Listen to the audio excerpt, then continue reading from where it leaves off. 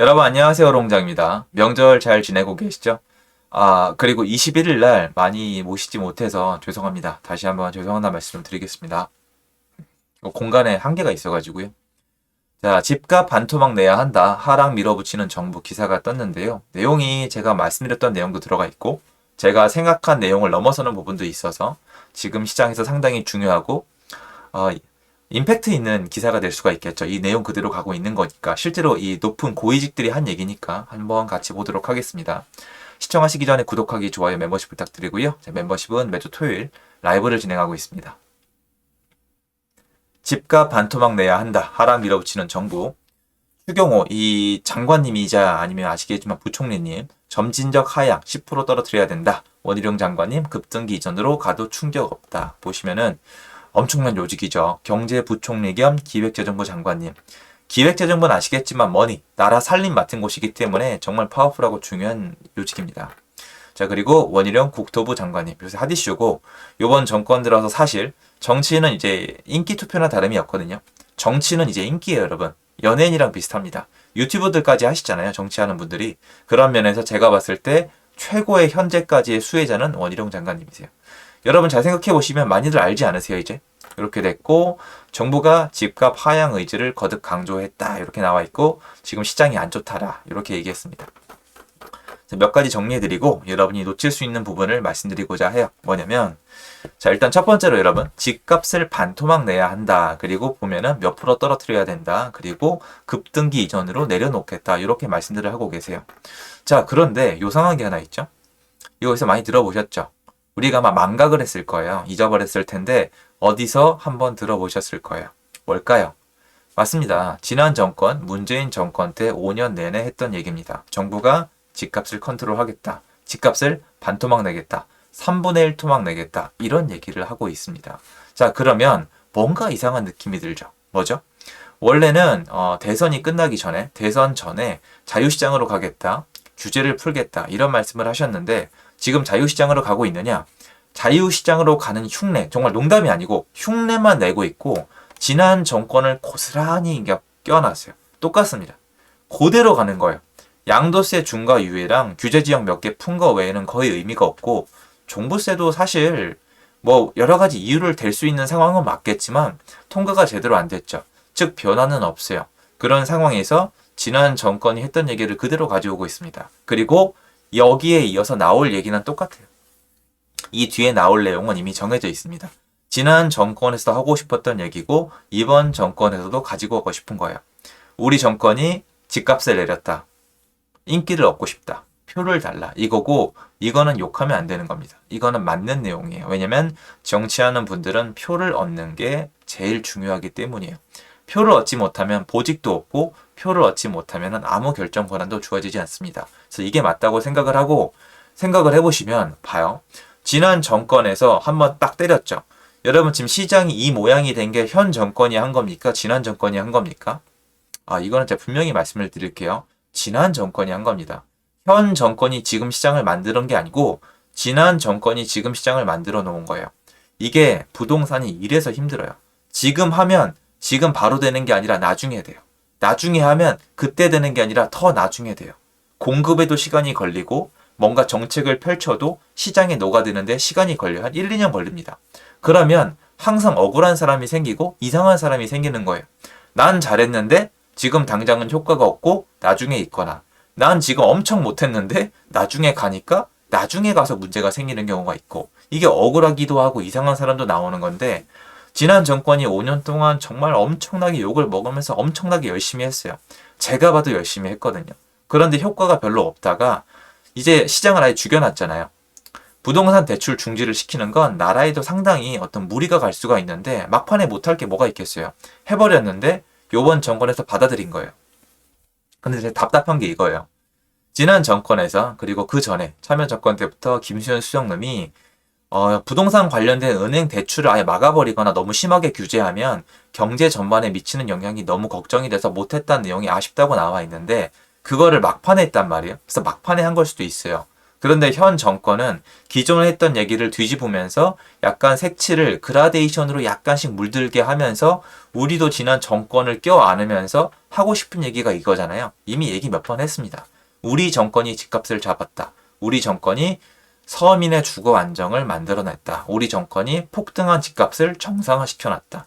시장 정상화가 아니라 가격 정상화로 갑자기 휙 탈바꿈이 된 겁니다. 요게 맞죠? 그래서 앞으로 우리 정부는 성공했다는 테마가 나올 거예요. 근데 이상한 게 있죠.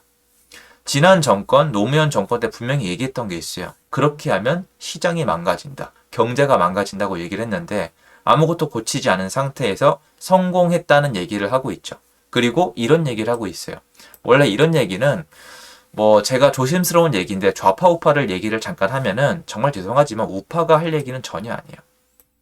이거는 좌파 정권에서 하는 얘기가 맞습니다. 나쁘다 좋다가 아니라 여러분 좌파가 좋다 우파가 좋다 얘기하는 게 아닙니다. 오해하지 말아주세요. 어쨌건 좌파가 할 얘기는 진짜 아니에요. 우파는 자유시장 경쟁이거든요. 그러니까 시장을 그대로 냅두는 거예요. 미국이 전형적인 모습인데요. 지금 보면 이거는 시장에 개입을 해서 가격까지 바꾸겠다는 거잖아요. 우리가 집값을 올리고 싶어? 그럼 올리고 내리고 싶어? 그럼 내리고 지금은 집값을 쪼개놓겠다는 건데 더 이상한 것도 있습니다. 이 기사를 보면 여러분이 아마 공포심을 느낄 텐데요. 자, 그럼 여쭤볼게요. 노무현 정권 때랑 문재인 정권 때는 집값을 왜 못 잡았나요? 여러분 노무현 정권 때랑 문재인 정권 때는 여러분 집값을 앞으로 3배 폭등시킬 거예요. 롤러코스터 가니까 꽉 잡으세요. 이랬습니까? 아니죠. 투기와의 전쟁에서 지지 않겠다. 다주택자는 거의 범죄자다. 집을 사지도 가지고 있지도 못하게 하겠다. 그리고 형사처벌까지 하겠다. 규제를 30번 가까이 냈어요. 그 누구보다 의지가 강력했고 할 수 있는 건 다 했는데 집값을 못 잡았죠. 근데 여러분들은 또 흔들릴 거예요. 여러분, 제가 지금 자세한 정책 디테일을 얘기했나요? 아니잖아요. 여러분은 지난 과거를 봤을 때 정부가 집값을 마음대로 조율 가능하다고 생각하세요? 아니라니까요. 그랬던 정부가 없어요. 오히려 시장을 최대한 냅뒀던 이명박 정권이랑 박근혜 정권 때가 나왔고 시장에 적극 개입해서 막 헤집어 놨던 노무현 정권이랑 문재인 정권 때 역사에 길이길이 남을 폭등이 일어났죠. 자, 그러면 지금 봤을 때 정부가 또 개입을 합니다. 자, 그러면 어떻게 될지 몰라요. 그런데 여러분이 봤을 때 어느 쪽으로 가든 50대 50이에요. 저한테 자주 하는 말씀이시잖아요. 50대 50이라고. 어느 쪽으로 갈지 모르겠지만 정부가 적극 개입하겠다는 얘기인데 결과가 어떨까요? 근데 사람들은 늘 이 생각을 해요. 이번엔 다르다. 제가 자주 말씀드리는 책이죠. 케네스 로고프가 쓴 이번엔 다르다. 근데 시장 원리는 바뀐 게 없거든요. 수요와 공급이고 똑같아요. 정부가 개입해서 집값을 떨궈 놓겠다? 근데 지금 보시면 아시겠지만 둔촌주공도 스탑인데 둔촌주공은 손 놓고 있거든요. 정부 손 놓고 있어요. 공급을 할 마음이 없죠. 시장이 지금 안정돼 보이니까, 침체돼 보이니까. 거래 없애면 되겠구나. 대출 안 해주고 거래 하나도 없게 만들어 놓으면 되겠구나. 그러면 지난 정권들은 도대체 고생을 왜 했을까요? 처음부터 부동산 거래를 아예 못하게 다 틀어막고 취득세 12.4% 만들고 종부세 7.2%, 양도세 82.5%, 토지거래 허가구역, 투기구역, 투기과열, 조정지역 싹 다 먹고 대출 중지시키고 15억 넘으면 아무 대출도 안 해주고 건설도 못하게 하고 재건축 재개발도 못하게 하고 다 틀어막고 아무것도 안 해주면은 그냥 다 끝나는 건데 왜 안 했을까요, 여러분? 어떻게 생각하세요? 왜 안 했을까요? 그렇게 하면 시장이 경제가 돌아가지 않기 때문인데 제가 지금 아무리 얘기해도 아마 사람들은 감이 안 오겠죠. 왜? 사람들은 이 기사 한 줄 당장 뜬 거 추경호 님이랑 원희룡 님이 이런 말씀을 하셨대. 추경호 장관님이랑 원희룡 장관님이 이런 얘기까지 했대. 끝났네. 이 자극적인 기사가 났지 저처럼 눈에 보이지도 않는 이렇게 하면 시장이 돌아가지 않습니다. 부동산 시장은 그렇게 돌아온 게 아닙니다. 이런 얘기는 손에 잡히지도 않고 추상적이거든요.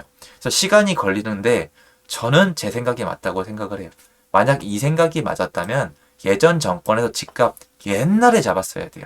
그래서 저는 이게 여러분이 다시 한번 말씀을 드리는 거예요. 이번에도 여러분 똑같아요. 이번엔 다르다라고 반응하는 여러분도 똑같고 역사는 똑같이 반복이 되는데 사람들은 이걸 보고 또 공포심을 느낄 거예요. 지금 시장이 침체가 돼 있기 때문인데요. 여러분 잊지 마세요. 노무현 정권 때, 문재인 정권 때 이거보다 몇 배는 강력하게 얼음장을 놓고 뉴스에 나와서 얘기를 했지만 집값은 그렇게 됐어요. 왜 그런지 아세요? 시장에 개입했기 때문이에요. 시장에 개입을 하면은 수급이 맞게 떨어지질 않고 병목 현상이 일어나요. 이건 제 이론이 아니에요. 역사적인 사실과 그냥 히스토리를 말씀을 드리는 거예요. 그럼 시장 정상은 앞으로 안 가실 것 같아요. 제가 봤을 때. 1기 신도시 발표도 마찬가지고 둔촌주공 사태도 마찬가지고 시장을 정상 방향으로 틀어서 갈 마음은 전 잘 안 느껴지거든요. 그럼 시장이 또 개입을 하고 이런 쪽으로 갈 텐데 이게 지난 과거에 다 있었던 일이거든요. 그래서 이런 발표가 났다는 사실에 대해서 우리는 과거를 기억하면서 이해를 할 필요가 있다고 생각을 합니다. 또 똑같아요, 여러분. 전부 다 나와 있는 수치는 어떤 거예요? 예, 가격이 비싸다, 많이 올랐다, PIR 이런 거. 이런 거 계속 발표가 났던 거예요, 여러분. 그래서 지금 시기에서 굉장히 시장을 바라보는 눈을 자기만의 어떤 뷰를 만드는 게 쉽진 않겠지만 지금을 잘 분석을 해놓고 앞으로의 시장을 분석해 보면은 제가 맞든 틀리든 자기한테 도움이 되지 않을까 이런 생각이 드는데 저는 시장을 안정화란 그 개념 자체가 다 달라요. 안정화란 개념은 엄청 추상적이잖아요. 그건 알겠는데 지난 시장을 겪어서 억울했던 분이라면 이번 시장에 대해서도 있는 그대로 얘기해주는 그대로 받아들이기보다는 나만의 시야를 만들어서 나한테 이득이 되는 방향으로 이해하시기를 응원합니다. 저는 저 나름대로 해석을 해서 같이 할 거고요. 도움됐으면 좋겠고요. 제 영상은 여기까지입니다. 감사합니다.